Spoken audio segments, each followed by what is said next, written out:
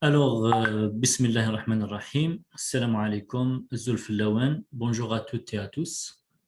Je veux remercier pour votre assistance aujourd'hui à ce webinaire, à cet atelier important sur choix de sujets de recherche et des collaborations. Alors, durant les séries de formations précédentes, nous avons traité des sujets intéressants dans le domaine de la recherche sur l'information scientifique et les différentes sources, soit pour documenter, soit pour trouver un moyen de financement, ou bien pour, par exemple, pour choisir un journal pour soumissionner un article. Ce genre de formations vont bien sûr nous aider pour maîtriser le volet découverte, le volet recherche et le volet analyse pour une bonne réflexion d'un chercheur. Et même pour un bon commencement d'un étudiant. Et aujourd'hui, exactement, nous avons entre nous un grand nombre de doctorants en première année. Et on va essayer de rester simple. On va essayer de rester clair, comme d'habitude. Et comme ça, on pourra garantir la bonne compréhension des contenus proposés à chaque fois. Alors, avant de commencer, je m'appelle Shorfi Hicham, je suis docteur en matériaux pour l'optique et l'optoélectronique, Université de Sétif 1, Farhat Abbas, ambassadeur du groupe Elsevier. Et je vous rappelle que ce webinaire est enregistré et il y aura des attestations de participation à la fin. Et demain, Inch'Allah, après 24 heures, vous allez recevoir les détails concernant le certificat. Alors, comme j'ai dit, on va essayer de donner un bref résumé durant cet atelier sur les stratégies de recherche pour être plus efficace, bien encadré et plus objectif. Donc,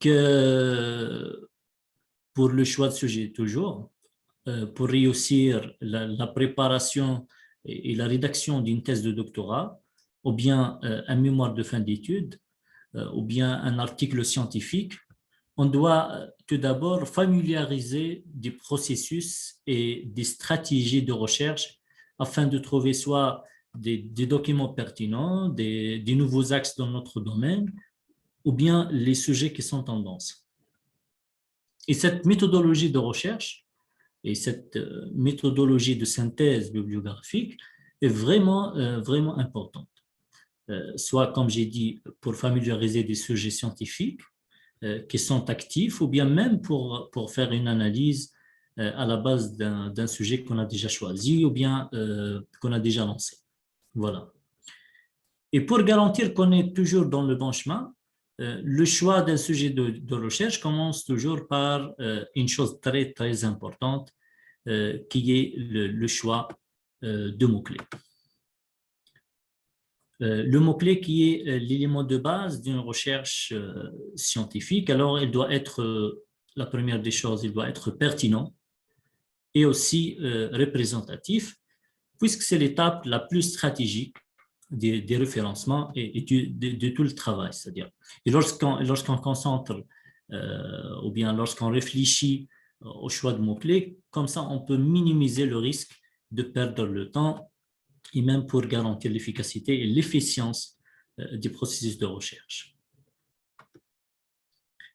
Alors, même pour avoir ou bien pour trouver un bon sujet de recherche, ça n'est pas si évident qu'on pourrait le croire, puisque en effet, cela demande beaucoup de réflexion, car le choix d'un sujet de recherche engage un étudiant ou bien un chercheur pour des longues périodes de recherche bibliographique et de synthèse de travaux pratiques.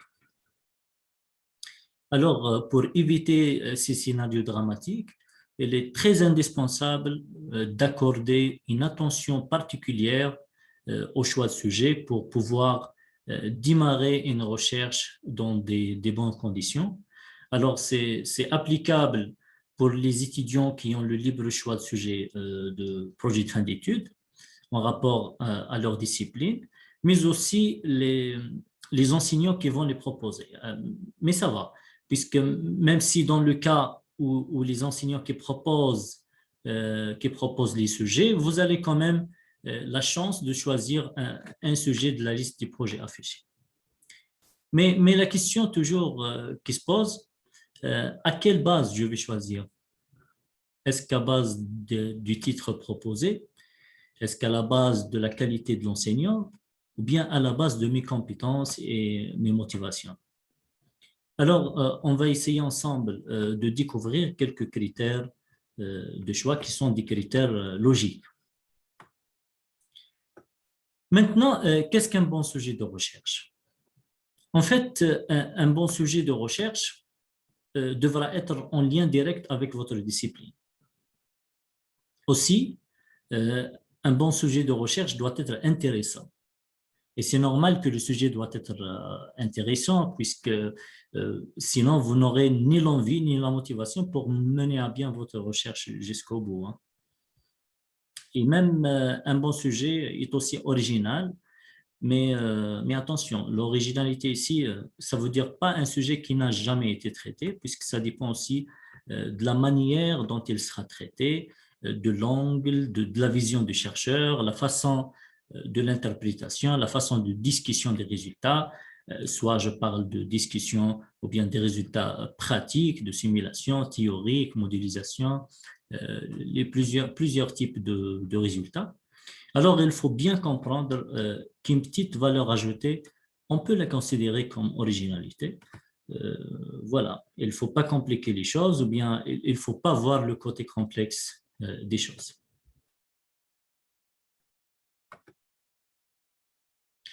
Bon, mais maintenant, comment trouver un sujet original ou bien comment m'assurer que mon sujet est original?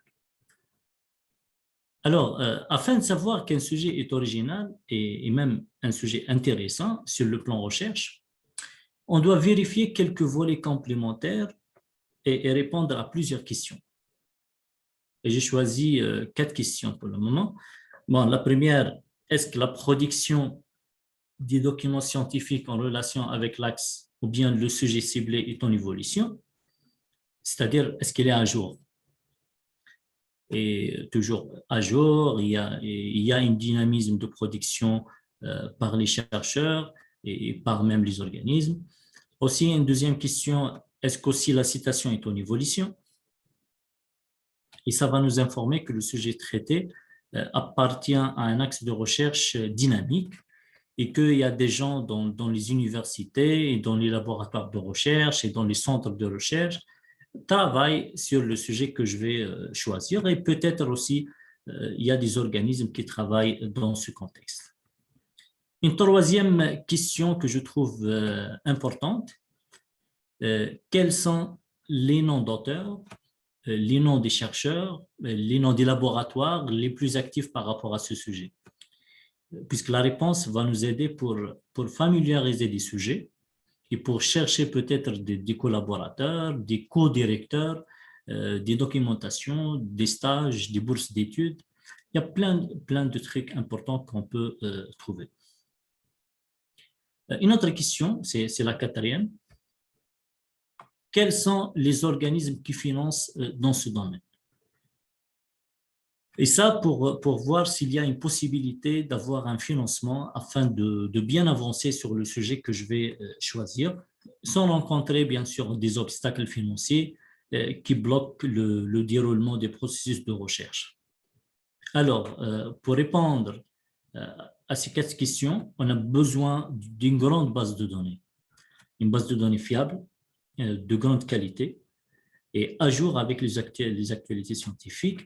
Et la base de données d'analyse et d'indexation Scopus répond à toutes vos questions concernant la recherche scientifique, concernant comment trouver un sujet de recherche, comment trouver des collaborateurs, un moyen de financement, un journal pour publier ou bien un journal pour trouver des informations. Alors, au cours de cet atelier, on va essayer ensemble de découvrir les différentes fonctionnalités de la base de données et d'analyse Scopus. Et avant de parler de Scopus, nous avons entamé le sujet de collaboration sur le titre. C'est choix de sujet et collaboration, qui est très important. Hein. Alors, dans le cadre de la recherche, toujours la recherche scientifique d'un sujet intéressant, et parmi les conditions importantes est de chercher toujours les possibilités d'avoir un collaborateur, soit un collaborateur local ou bien un collaborateur étranger, pour surtout former une équipe pour bien garantir l'évolution de votre sujet comme un axe de recherche. Alors, j'ai cité quelques avantages et quelques atouts d'une collaboration scientifique. En fait, le travail collaboratif dans son ensemble semble une méthode simple et efficace et qui a beaucoup d'avantages, comme par exemple le gain de temps. Et c'est le premier avantage visible du travail collaboratif et surtout si on reste toujours bien structuré, si on reste toujours sérieux et avec des bilans, par exemple, des bilans d'avancement entre les membres d'équipe, avec des réunions périodiques de coordination, tout ça va aider sûrement pour la prise de décision et la résolution des différentes problématiques qu'on rencontre. Aussi, la collaboration des équipes permet d'accroître la réactivité, mais également d'insérer une certaine souplesse dans la résolution des problématiques. Et de plus, la flexibilité aussi, parce qu'il y a meilleure flexibilité et réactivité. Et grâce, par exemple, au brainstorming entre les membres d'équipe qui sont parfois multidisciplinaires, et j'insiste sur la multidisciplinarité, hein, puisqu'on trouve des membres d'équipe maintenant dans des laboratoires de recherche qui sont tous du même domaine de la même spécialité. Et comme ça ne marche pas, puisque la multidisciplinarité génère les idées et génère même les solutions pour les différentes problématiques, ce qui représente un réel atout pour le projet, pour le sujet et bien sûr, et par conséquent, c'est la motivation et sur la productivité des collaborateurs. Un autre avantage, c'est l'augmentation de la productivité, puisque, comme vous savez, le travail collaboratif implique l'implémentation de nouveaux outils comme les plateformes intelligentes de communication, aussi les visioconférences. Ces outils-là permettent à l'ensemble des collaborateurs d'accroître leur productivité d'une manière rapide et d'une manière simplifiée, c'est-à-dire être plus efficace en optimisant la qualité du travail rendu. Une autre chose, c'est la transparence du projet. Alors, si les collaborateurs, par exemple, si les collaborateurs travaillent sur des plateformes intelligentes, comme j'ai mentionné, ça va permettre et ça va faciliter et ça va rendre visibles les dernières mises à jour. Et tous les collaborateurs peuvent avoir une vue sur l'état d'avancement de chacun ou bien de chaque projet à tout moment.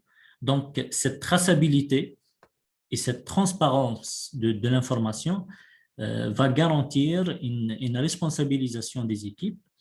Et avec la traçabilité toujours, on évite le conflit entre les membres qu'on peut le considérer des fois comme un inconvénient de collaboration. Et ça, en cas d'absence d'une traçabilité. Ça, c'est une définition très simple sur la collaboration, sur les avantages de collaboration et du travail collaboratif.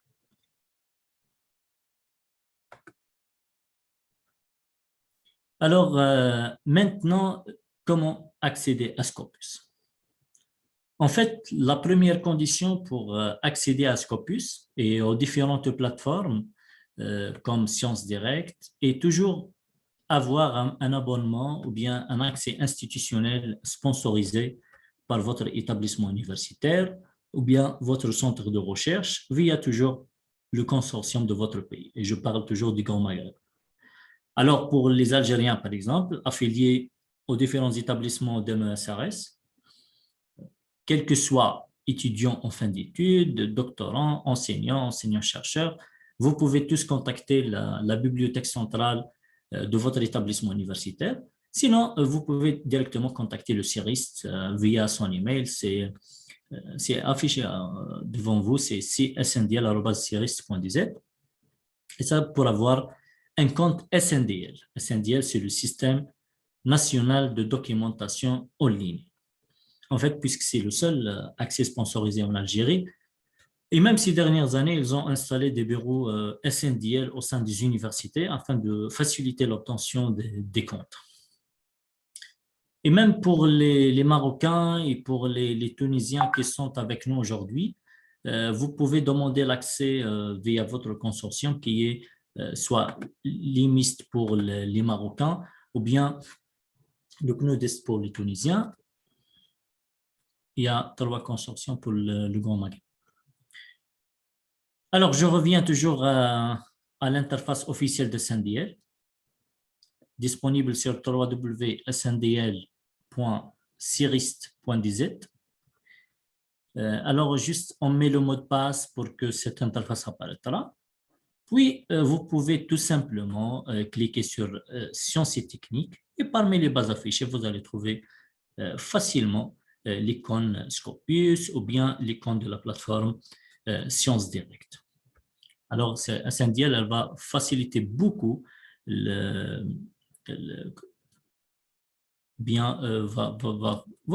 faciliter l'utilisation de Scopus, Sciences Direct et les différentes bases de données et des plateformes. Pardon. Bon, Scopus est une base pluridisciplinaire de résumés et de citations signalant la documentation scientifique. Et on parle des millions de documents produits par plus de 5000 éditeurs, toutes sortes de documents, notamment les articles, les conference papers, l'article review et même les brevets d'invention, patent. Alors, sur l'interface Scopus, différentes interrogations sont possibles. Alors, sur document, on lance la recherche d'un sujet ou d'un document à partir d'un titre ou bien des mots-clés. Et on peut faire aussi la recherche par nom d'auteur et la recherche par institution académique ou bien ce qu'on appelle affiliation. Une recherche aussi avancée nous permet de faire une recherche plus affinée en construisant une équation de recherche utilisant des syntaxes spéciales. Maintenant, prenons l'exemple d'une recherche sur the light scattering, c'est-à-dire la diffusion de la lumière, qui est un phénomène physique connu et modélisé. Mais à titre d'exemple, je cherche plus précisément à l'application de ce phénomène pour l'étude du cancer humain ou bien les cellules biologiques saines et les cellules biologiques tumorales. Et j'imagine toujours le titre global comme ça, c'est-à-dire c'est light scattering ou bien étude des milieux biologiques par la diffusion de la lumière. Ok, c'est Study of Cancerous Tissues by Light Scattering. Alors, je dois tout d'abord séparer les mots-clés des mots vides dans la phrase. Comme ça, j'ai 2 mots-clés. Je peux cliquer normalement. OK, c'est bien. Comme ça, j'ai 2 mots-clés, c'est Cancerous Tissues et j'ai aussi The Light Scattering, qui est un phénomène physique connu et modélisé. OK?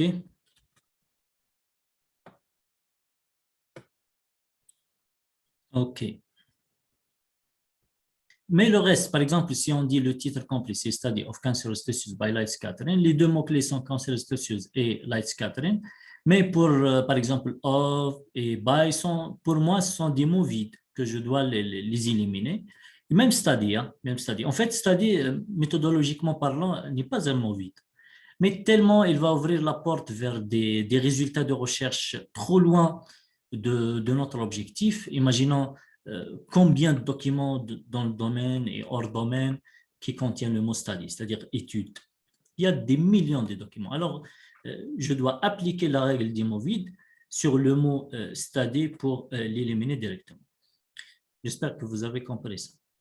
Et maintenant, après l'identification des mots-clés pour bien contrôler l'équation de recherche, je vous conseille toujours de ne pas faire la recherche sur la fenêtre Basic Search, mais beaucoup plus sur l'Advanced Document Search, sur cette fenêtre-là.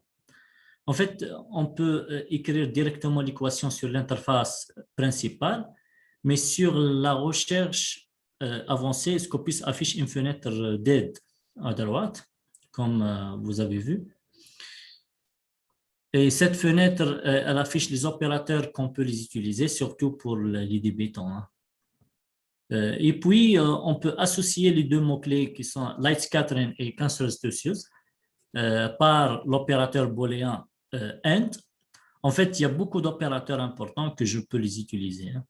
Et ça est un sujet d'une autre formation. Et je vous invite à consulter toujours la chaîne YouTube Elsevier Africa et le groupe Facebook Elsevier Community pour voir les enregistrements des formations. Surtout la formation concernant l'équation de recherche, cherchez comment affiner les résultats de ma recherche sur la chaîne YouTube Elsevier Africa et vous allez trouver 2 vidéos très importantes sur l'équation de recherche. Alors, je reviens à mon équation. Après l'introduction de 2 mots-clés, je clique, ça sera Light Scattering and Cancerous Tissues et je clique directement sur Search. Donc, voici l'interface des résultats de la recherche de Scopus. En cliquant sur n'importe quel document proposé, on peut consulter directement son résumé. C'est instantané, même sans le télécharger. Hein. Aussi, le titre complet de documents, les auteurs de documents, la date de publication, la source de documents et même le nombre de fois que le document a été cité. Ce sont tous des informations importantes que je peux les utiliser pour classer les documents et pour bien filtrer et pour bien affiner les résultats de ma recherche scientifique. Revenons maintenant aux résultats proposés. Alors, Scopus nous a donné pour notre recherche 2758 documents qui correspondent à notre équation de recherche. Si on utilise le booléen, par exemple, AND, vous voyez même l'équation juste en bas. Juste en bas, il a affiché déjà, le AND a été coloré automatiquement en gris. Normalement, c'est visible. C'est-à-dire qu'elle a bien compris que c'est une syntaxe. C'est vraiment important pour chercher un sujet comme notre cas d'aujourd'hui. La maîtrise de ces outils de recherche augmente d'une façon remarquable l'efficacité de notre équation.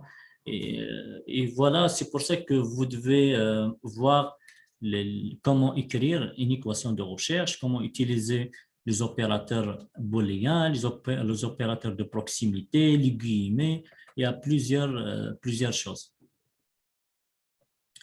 Et voyons à présent comment analyser ces résultats. Alors, je clique sur le bouton Analyser les résultats de la recherche, c'est Analyze Search Results. Et cet outil permet à analyser les résultats de recherche, soit premièrement par année, et ça afin de connaître l'évolution des publications scientifiques dans le sujet recherché.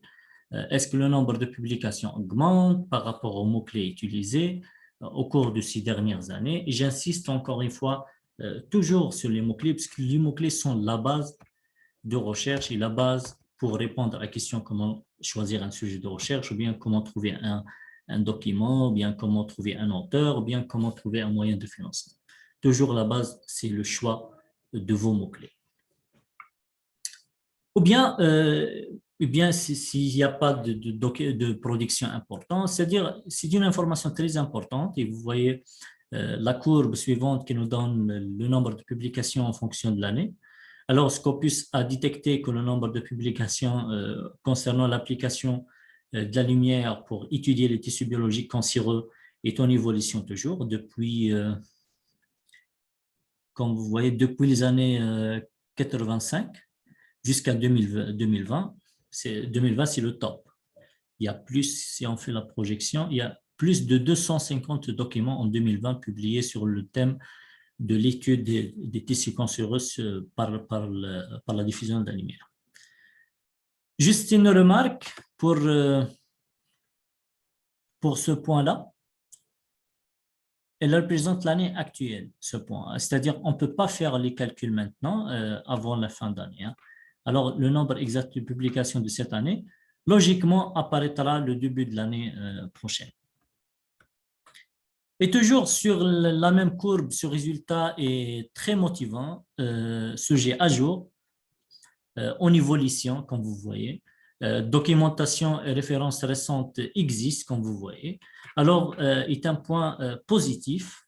Alors, si mon laboratoire est équipé par le matériel adéquat, si j'arrive à trouver un collaborateur, si le matériel de caractérisation, par exemple, est prêt ou bien est disponible, avec la disponibilité du logiciel approprié, si j'aurais besoin d'un software, bien si je vais faire des simulations, bien études théoriques, je peux directement décider le lancement de ce projet. On peut aussi analyser par rapport aux auteurs, puisque Scopus nous affiche sur cette interface les top 10 des auteurs dans le monde qui publient le plus dans ce sujet, et on peut cliquer sur la fenêtre pour afficher tous les auteurs dans le domaine, et vous trouverez pour chaque auteur un profil personnel que vous pouvez le consulter pour voir l'impact de sa production. Par exemple, le H-index, c'est-à-dire son indice H, et ses coordonnées pour le contacter peut-être pour une collaboration ou bien pour demande d'information générale. Une autre chose importante, c'est que Scopus vous donne les journaux qui publient plus dans ce sujet en fonction des temps, et cela, si on cherche à publier nos résultats sur des articles ou bien sur des journaux qui sont des journaux indexés Scopus, qui sont de soit classe A, classe B, ça dépend. L'essentiel, Scopus vous garantir toujours de trouver des journaux de très bonne qualité qui sont des journaux fiables. À travers alors cette analyse, on peut avoir une information importante aussi sur les organismes de financement et qui donnent des financements dans ce domaine, bien sûr. Et c'est un contact direct pour les gens qui cherchent des sponsors et pour les gens qui cherchent des organismes d'accompagnement.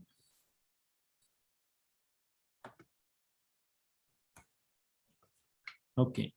Maintenant, je reviens au document by others, puisque on va concentrer sur les collaborations. OK. Et voilà. Si je clique sur document par auteur, et Scopus m'a donné une liste de plus de 180 auteurs à gauche qui travaillent sur l'axe choisi. Et à droite, elle nous affiche les top 10 des auteurs, comme par exemple Monsieur Boppard. Et parmi ses publications, il a publié 14 documents qui correspondent exactement à l'équation de recherche que j'ai tapée, c'est-à-dire light scattering et biologie, les deux mots-clés. Alors, vous pouvez tout simplement cliquer sur le mot, bien sur le nom de ce monsieur, Monsieur Boppard, et Scopus va vous diriger directement vers son profil et où vous allez trouver beaucoup d'informations importantes sur l'auteur. Sur Monsieur Boppard, directement, vous pouvez cliquer. Alors, voir par exemple, on peut avoir une information sur l'affiliation en détail de M. Boppard, soit l'université, le laboratoire, le centre de recherche, ou bien s'il est travailleur dans une entreprise ou bien dans une unité de recherche et développement dans une société étrangère. Son ORCID aussi, qui est un code universel qui permet d'identifier les chercheurs et les auteurs de contributions scientifiques. Aussi, ces topics, c'est-à-dire les sujets et les axes ou bien les domaines où il travaille. Et je dois consulter ça hein, pour bien vérifier qu'on est les deux dans le même axe. Aussi, le nombre total des publications calculées par Scopus. Et dans ce cas, comme vous voyez, il a 540 documents.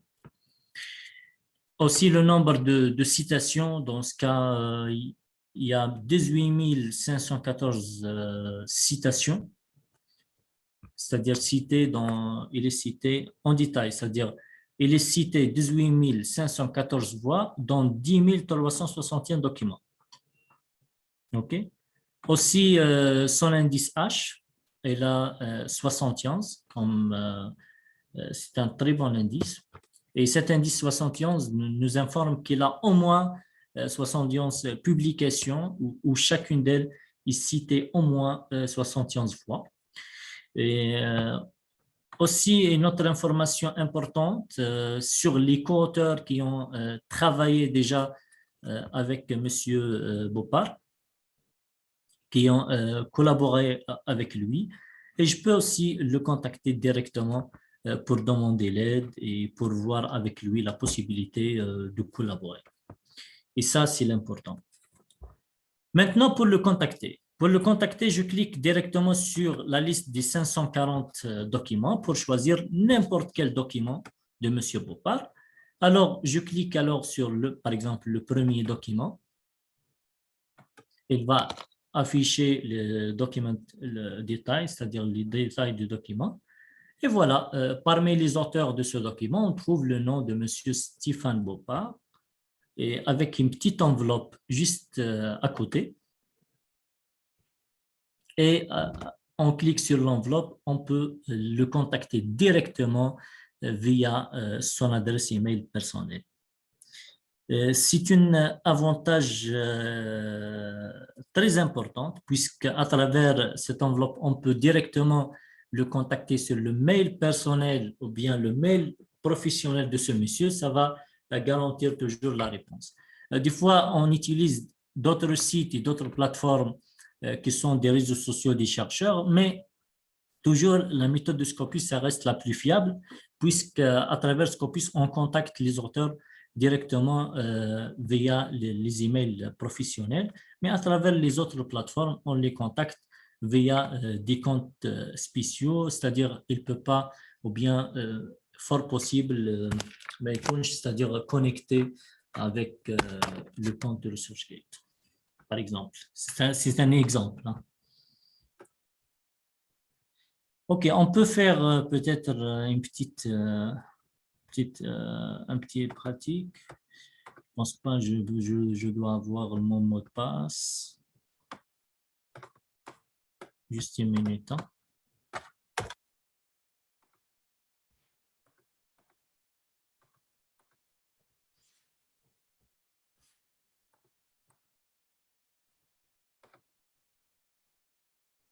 Nadine, est-ce que vous êtes là? Si vous avez des questions à répondre, je ne sais pas.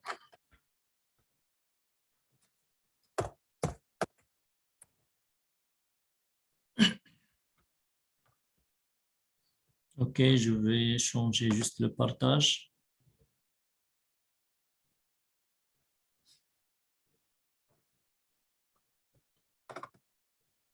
SNDL.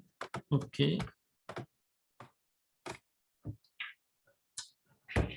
Sur SNDL, normalement, c'est clair. Attendez. OK. Sur Google, alors, je peux juste sur Google écrire SNDL, c'est SNDL. Après, je clique sur SNDL, Système national de documentation en ligne. L'accès est très simple. L'interface va apparaître devant nous, le SNDL, les différents domaines. On peut trouver des différentes plateformes et bases de données. Je clique directement sur Connexion. Je mets l'identifiant et le mot de passe. Connexion.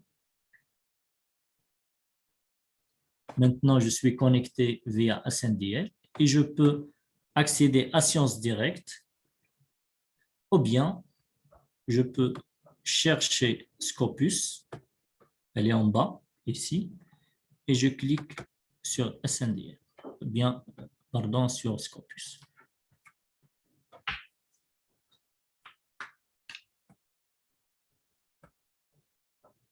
Voilà, c'est l'interface Scopus. La dernière fois, j'ai écrit juste light scattering. And quoi? And tissues. Je clique sur search. Elle m'a donné 13 610 documents. Toujours pour choisir un sujet ou bien pour vérifier la qualité ou bien l'évolution d'un sujet de recherche, on utilise toujours le bouton analyser les recherches ou bien les résultats, ou bien analyze search results. C'est un outil très efficace pour nous répondre aux questions sur comment trouver un sujet, comment trouver un collaborateur, ou bien comment trouver un moyen de financement. La recherche sur l'interface Scopus est très optimisée, très simple et vous pouvez familiariser de Scopus rapidement. Alors, directement, vous pouvez utiliser soit les filtres classiques qui sont à gauche.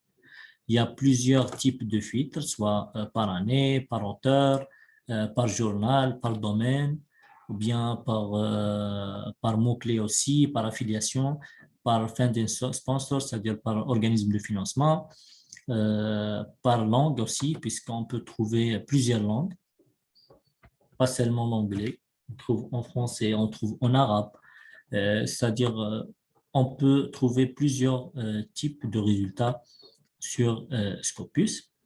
Sur l'ordre chronologique aussi, on peut filtrer les résultats par pertinence, par nom d'auteur, par nombre de citations, c'est-à-dire, puisque pour cibler directement la qualité, on cible les documents les plus cités, puisque la citation, c'est un critère de qualité. Aussi, si je clique sur Analyze Search Results, directement, elle va me donner les courbes d'analyse, soit pour document by year, c'est-à-dire par année, c'est-à-dire l'évolution, comme nous avons vu, l'évolution des sujets depuis 1982 jusqu'à maintenant, jusqu'à 2022-2021. OK. By source, c'est-à-dire par journal, c'est-à-dire quels sont les journaux qui publient plus dans ce domaine. By other, c'est ça c'est l'important pour la formation d'aujourd'hui. C'est-à-dire, je clique sur by other, c'est-à-dire pour voir les auteurs qui publient plus dans ce sujet. C'est-à-dire, ce sont des collaborateurs pour moi. Monsieur Teuchin, il a publié plus de 164 documents dans le domaine, c'est-à-dire il a plus de 164, mais précisément, il a 164 documents qui parlent des mots-clés que j'ai introduits. OK? Je peux cliquer sur le nom de M. Teuchin pour voir plus d'informations sur lui. Soit on peut même, si on cherche du collaboration de terme affiliation, on peut cliquer sur Document by Affiliation, c'est-à-dire pour voir les affiliations, les établissements universitaires qui travaillent plus ou bien qui lancent des projets dans ce domaine. Ça, c'est pour chercher des bourses et pour chercher des stages. Elle affiche toujours les organismes qui travaillent plus et les laboratoires qui travaillent plus dans ce domaine. Ça, c'est une information, bien, elle nous donne une information très importante aussi. Vous pouvez, à tête reposée, écrire vos mots-clés pour analyser les résultats et pour voir beaucoup d'informations qui sont des informations vraiment, vraiment importantes. Document by type, c'est-à-dire les documents par type, c'est-à-dire quels sont le nombre d'articles, d'article review, de conference papers. On trouve, comme j'ai dit, même les brevets d'invention. Il y a plusieurs types de documents qu'on peut les trouver sur Scopus. Et à chaque formation, on essaye toujours de familiariser, on essaye d'exposer un type de filtre, un type d'analyse pour familiariser de la plateforme ou bien de la base de données Scopus. By Fund and Sponsor, c'est-à-dire pour voir les organismes de financement, quels sont les organismes, les entreprises, soit privées ou publiques, qui financent les projets de recherche dans l'axe ou bien dans les mots-clés que j'ai introduits. Ça, c'est une information importante aussi pour les gens qui cherchent des entreprises de financement. Alors, je vais cliquer juste sur l'auteur, c'est M. Teuchin. Et voilà le profil de M. Teuchin Valery. Directement, M. Teuchin, il a plus de 1175 documents. Il est cité 15 000 fois, plus de 15 000 fois dans 8 000 documents. Et son H-index, son indice H est égal à 57. On peut même voir la courbe de l'indice H pour voir aussi l'évolution de citations, l'évolution du nombre de publications de M. Teuchin. Il a commencé il a commencé la recherche scientifique pendant l'année 1992, la publication des articles et tout. Après, il est toujours en évolution, toujours en évolution. Le top, c'est 2020. Le nombre de citations qu'il a reçu juste en 2020, c'est 1668. Et le nombre de publications qu'il a publiées en 2020, c'est 71. C'est-à-dire on peut avoir les détails de détails. Et je peux cliquer sur n'importe quel point pour voir plus de détails. Puisque Scopus a été monté sous forme de, peut-être les informations qui sont avec nous, les data warehouse, c'est-à-dire c'est un système matriciel. Une information nous donne plusieurs informations à chaque fois. C'est une chaîne d'informations et il n'y a pas de limite. C'est illimité. Je clique, par exemple, je peux cliquer sur le nombre de citations, c'est-à-dire je peux avoir ou bien je peux savoir quels sont les gens qui ont cité M. Teuchin, les collaborateurs, les co-auteurs, le nombre de citations en général, les documents qu'il a publiés, les topics, c'est-à-dire le domaine ou bien les domaines les domaines de M. Teuchin. Il y a plusieurs informations très importantes, c'est-à-dire, et je peux cliquer par exemple sur n'importe quel article, bien un document.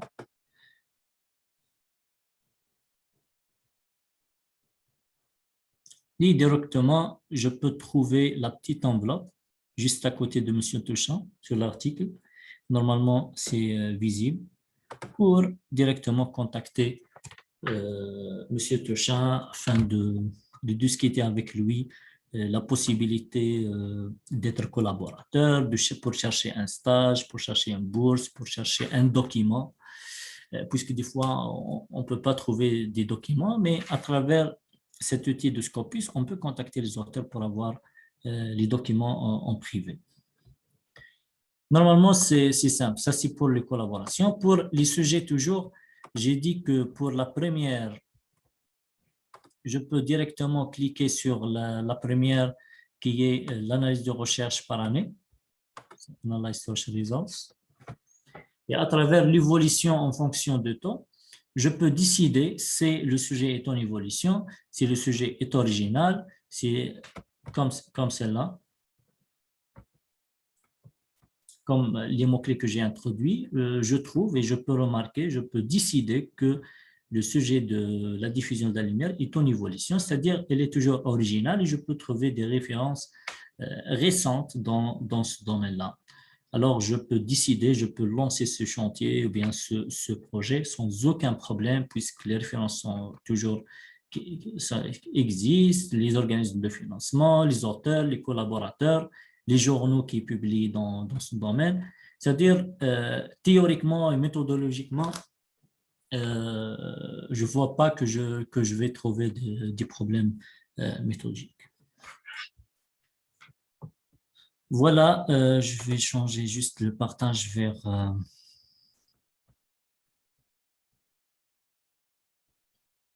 Une minute, sujet. OK.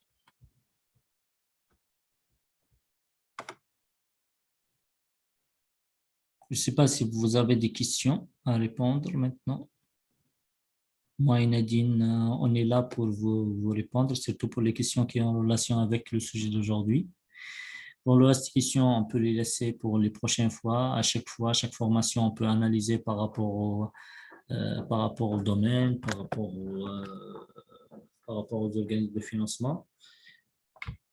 Et à chaque fois, on peut répondre aux questions.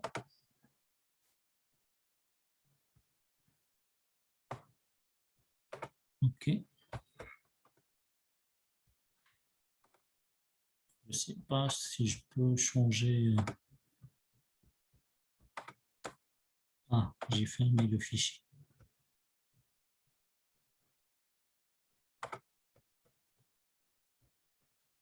Juste une seconde.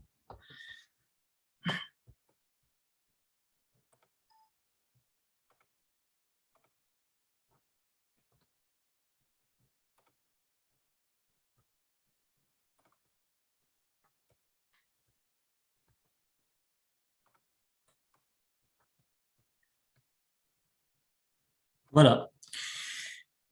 Voilà, je pense qu'on a parlé sur les astuces ou bien sur des astuces importantes pour bien analyser les résultats de nos recherches scientifiques afin de bien choisir un sujet de recherche en utilisant la base de données Scopus et pour trouver des collaborateurs. C'est un petit atelier de 45 minutes, mais à chaque fois, on peut ajouter des choses, à chaque fois au cours des formations prochaines, puisque c'est la première c'est la première formation de cette session. Il y aura d'autres formations prochainement d'un régime périodique. Et j'insiste alors toujours pour le moment, pour cette première session, ou bien pour cette nouvelle session, j'insiste toujours, surtout pour les doctorants en première année, j'insiste toujours sur le choix de mots-clés, puisque les mots-clés restent toujours les éléments de base d'une recherche scientifique pour bien choisir les sujets de recherche et pour effectuer une bonne recherche de manière bien filtrée et bien affinée.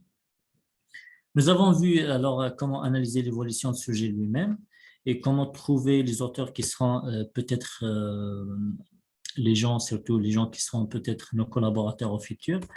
Et voilà, à chaque fois, on donne plus de détails, plus d'informations. Et vous pouvez voir les enregistrements des formations précédentes. Les vidéos sont normalement sur le groupe Elsevier Community sur la page, sur la chaîne YouTube Elsevier Africa.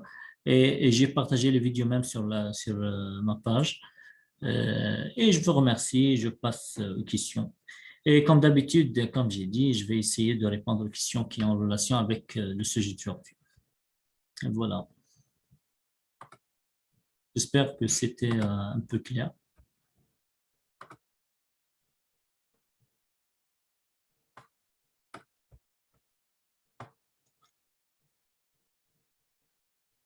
Oui. Pour les certificats, vous allez recevoir le code de téléchargement de vos certificats demain, juste après 24 heures.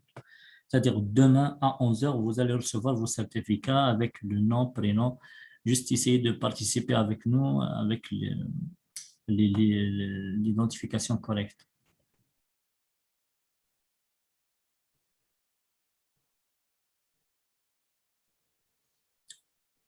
Avez-vous personnellement déjà fait l'expérience de contacter un auteur via Scopus? Si oui, avez-vous eu des réponses? Personnellement, j'ai essayé une seule fois juste pour avoir l'avis. Oui, j'ai essayé 2 fois et j'ai obtenu 2 stages à l'étranger en France, à Orléans, à travers Scopus, toujours. C'était au laboratoire, au centre de recherche CNRS. Bon, ça dépend. Il y a des auteurs qui répondent. Ça, c'est pas le problème de Scopus, c'est un problème un peu personnel, puisque des fois, les auteurs ne répondent pas aux emails des étrangers ou bien les emails des étudiants. Bon, des fois, on trouve comme ça. Mais essayez toujours de contacter le maximum.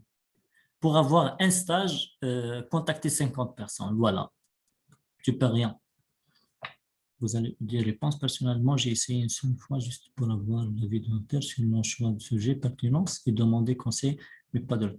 Oui, vous avez essayé une seule fois. Bon, c'est la possibilité d'avoir une réponse. Non, alors, il faut toujours essayer de contacter le maximum possible, comme j'ai dit, et vous allez recevoir sûrement des réponses. Puisque c'est une méthode très efficace, comme j'ai dit, puisque vous contactez directement le mail professionnel qui est utilisé quotidiennement par les auteurs.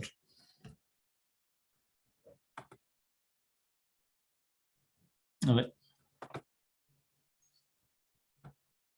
Une autre question.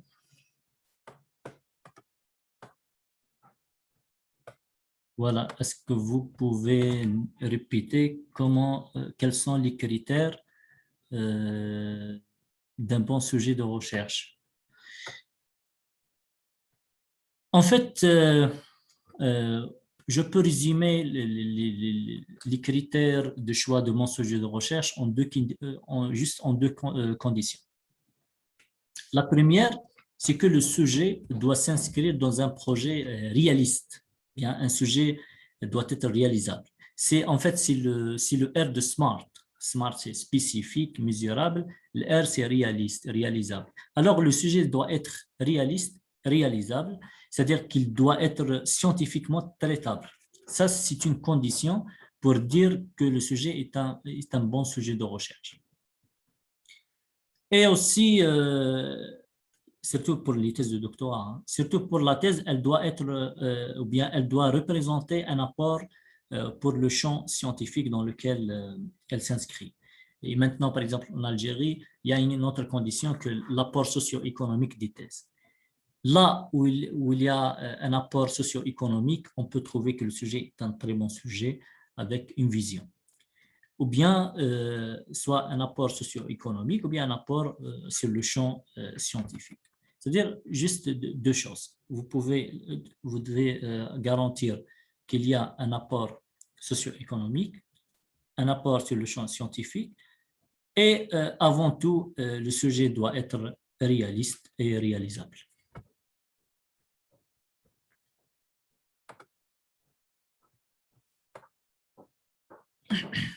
Problématique toujours en évidence.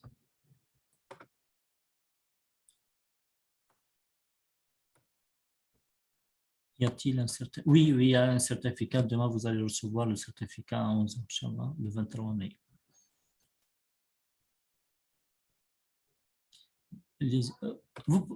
C'est pas la peine de vous envoyer vos emails, hein, puisque vous allez recevoir automatiquement les certificats.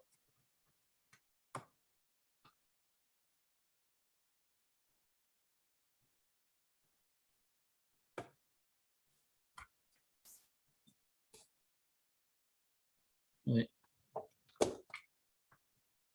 Indiquer ce qui concerne la préparation de la recherche scientifique et la dépendance de certaines personnes, de sorte que la personne, si certaines personnes, si clientes, à votre avis, je cherche de... Bonjour. Cette question, c'est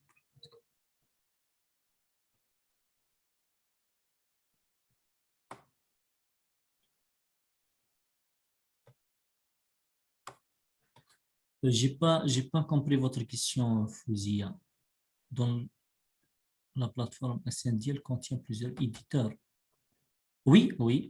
En fait, la plateforme SNDL, sur la plateforme SNDL, on trouve plusieurs plateformes et plusieurs scientifiques et plusieurs bases de données.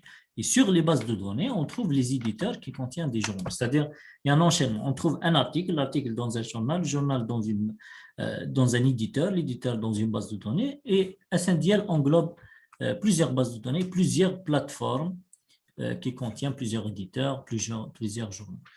C'est pour ça que je vous conseille toujours de faire les recherches sur la base de données, puisque la base de données, elle englobe plusieurs maisons d'édition et plusieurs éditeurs, comme le cas de Scopus, plus de 5000 éditeurs internationaux. Alors, sur un mot-clé, vous allez recevoir la réponse via les 5000 éditeurs.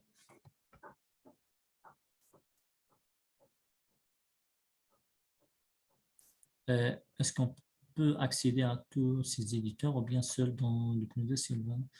Il a un abonnement. Oui, bien sûr, ça, il est lié toujours avec les abonnements. Pour accéder à un éditeur spécialisé, vous devez vérifier si le CNUD est abonné avec cet éditeur ou non. Comment avoir un compte SNDL si on n'est pas un chercheur universitaire? En fait, c'est difficile. C'est difficile puisque c'est dédié seulement pour les universitaires. En fait, pour le moment, même si un étudiant, un simple étudiant en deuxième année licence, par exemple, il ne peut pas avoir le compte SNDL. C'est dédié juste pour les étudiants en fin d'études, les doctorants et les enseignants-chercheurs. Mais si vous êtes toujours chercheur, même si un chercheur indépendant, j'ai déjà mentionné le mail de SNDL, c'est csndl@series.dz. Vous pouvez le contacter, envoyez juste un petit mail. Normalement, peut-être vous allez recevoir un identifiant spécialisé, bien spécifique pour vous. Hein. Essentiel, essayez de les contacter via les mails ou bien via le site sndl-series.dz. S'il vous plaît, est-ce qu'il y a un enregistrement? Oui, oui, vous allez recevoir le lien d'enregistrement bientôt, Inch'Allah. Ou bien directement sur la chaîne YouTube Elsevier Africa et sur le groupe Elsevier Community. Et en fait, on est live maintenant. On est live sur Facebook. Et on ne va pas supprimer le live. Alors, vous pouvez le consulter à n'importe quel moment.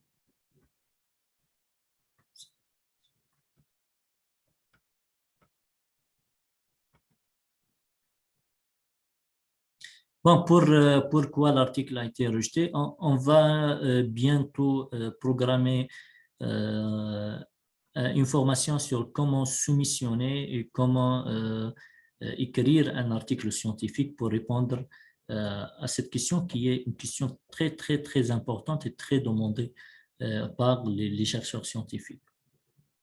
Pourquoi les articles sont rejetés parfois par les éditeurs?